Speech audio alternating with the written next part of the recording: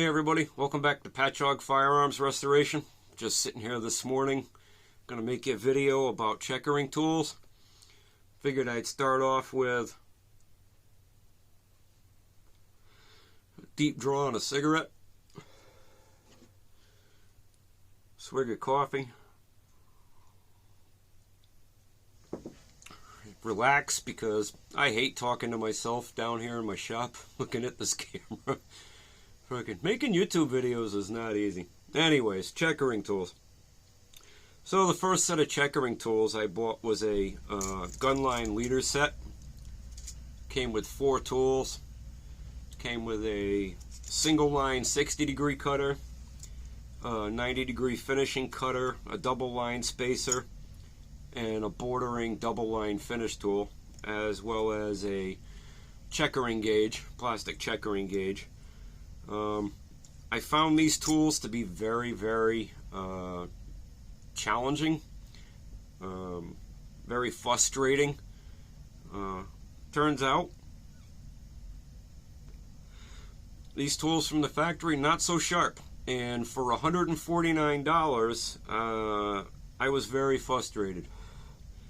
So I ended up sharpening these with a stone, and I got some better results, but I found that I was getting very fatigued in my hand. I was bearing down too tough, and they really just weren't doing the job. One of the other things you'll always want in your checkering toolkit is just a toothbrush to clean out the checkering tool, and to also clean out all the slough when you're doing your checkering.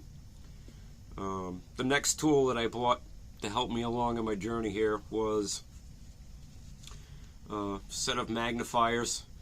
You're really going to want a set of these magnifiers to get right down in and see what you're doing down at the checkering level. Make sure you're pulling nice straight lines. The next thing I got was I had an old desk lamp, and this really helped a lot because the lighting that I have in the shop is all coming straight down, so when you're working and you're looking down, you really can't see what you're doing. You're going to want another light offset in front of you somewhere with the light coming across so that you can see what you're doing with that checkering. And even sometimes what I'll do is I'll turn off the overhead light just so I can have the side light on, or I'll have a couple side light on so I can see what I'm doing with the tool. So I don't know if I mentioned it. These are about 150 bucks for these Gunline sets. Save your money. Don't buy them. They require you to go sharpen the tool, and they just don't cut like they should. The next set of tools that I bought, I was starting to get confident that I could do checkering if I had sharp tools. So I scoured the internet, and what I came across at Carver Supply was sets that they had for about $209. These tools come with a set with one handle. You get a single 60-degree cutter, a 90-degree cutter, and I believe you get, depending on the LPI, you get your double line cutter. So I purchased another extra handle because if I'm doing like 16 lines per inch, I want to have my 16 line straight cutter, single cutter, and I want to have my double both on handles. I don't want to keep swapping the cutting tip on different handles. So I can do the single, I can do a double, I can clean up with a single, do a double, and I keep alternating. And I found that these tools, right from Carver Supply, very sharp, very minimal pressure required to do the checkering, and much better lines that were getting cut. The next tool that I bought for making corrections was from Brownells. I bought this joiner. It's got a longer 90-degree finishing type cutting surface, and I use this one for getting up to the edges of borders at the end, and I also use it if I slip with this tool.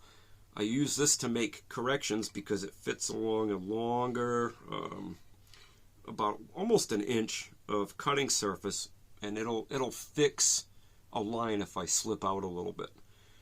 One thing to remember is if you slip out of a line, always fix it before you go on and finish the whole cut with the single line cutter.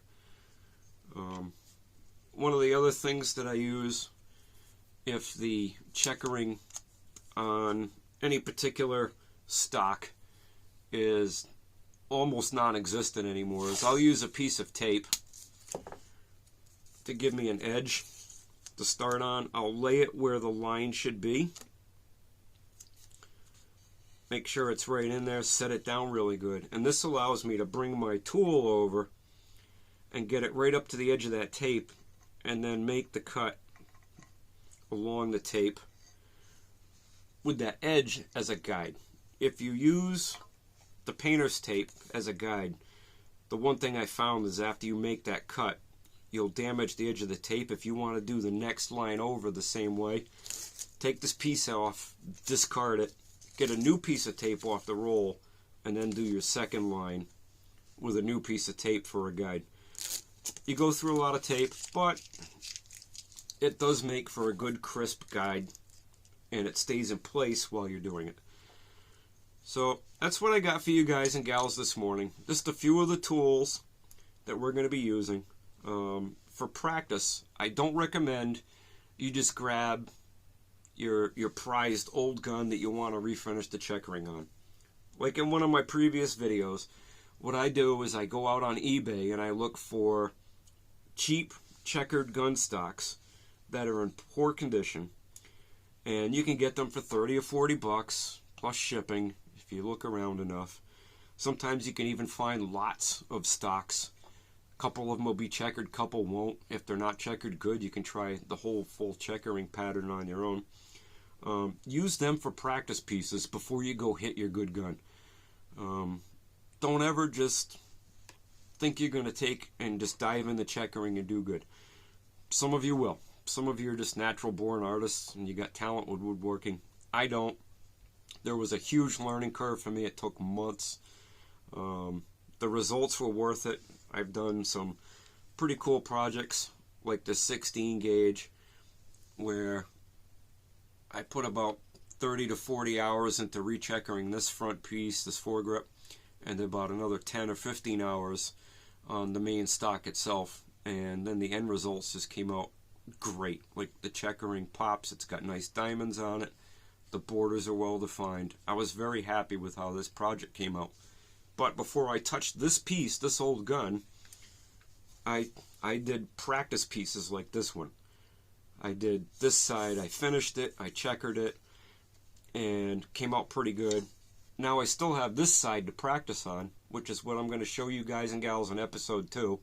I'm going to show you step by step how I did this side over here. So stay tuned for that. Don't forget to hit like and subscribe for episode 2 where I show you how to do this, and have a great day.